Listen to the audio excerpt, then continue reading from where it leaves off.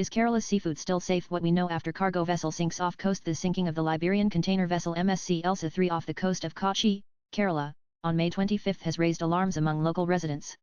The ship was carrying 640 containers, including 13 holding hazardous cargo.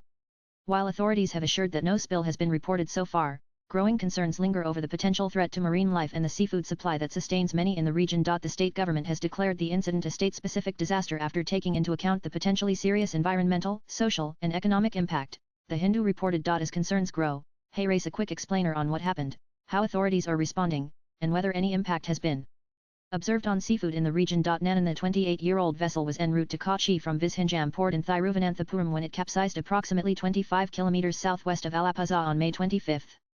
All 24 crew members on board were safely rescued.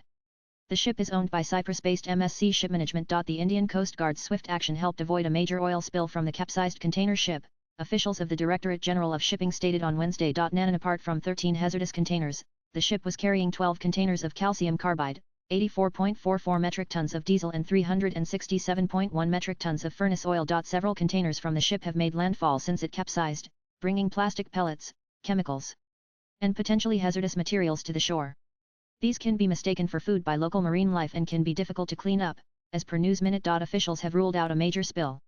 However, Dr. T. M. Balakrishnan Nair, the director of Indian National Centre for Ocean Information Services INCOI, confirmed that there were traces of oil along the Alappuzha coast, Indian Express reported.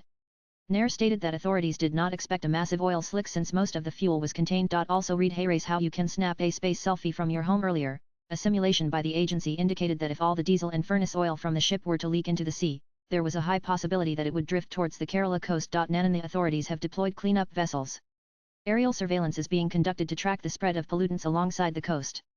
A total of 108 personnel have been tasked with container recovery and cleanup on shore. The top priorities for the authorities include recovering the oil, removing containers that have washed up on beaches and retrieving the containers adrift at sea.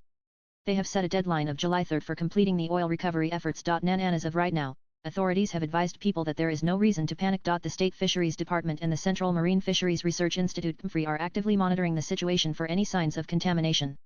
Regular water sampling is underway, and authorities are closely tracking any signs of contamination. Swipe left for next video. State Fisheries Minister Saji Cherian told the Indian Express, "Nothing hazardous has so far landed along the coast and fish can be consumed without fear." CMFRI Director Dr. Grinson George explained to Mathrubhumi News that there was no reason to avoid eating seafood presently, as fishing is currently banned in the immediate vicinity of the wreck.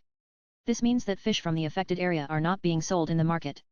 He added that a clearer picture of the impact will emerge soon as analysis is underway. Latest blogs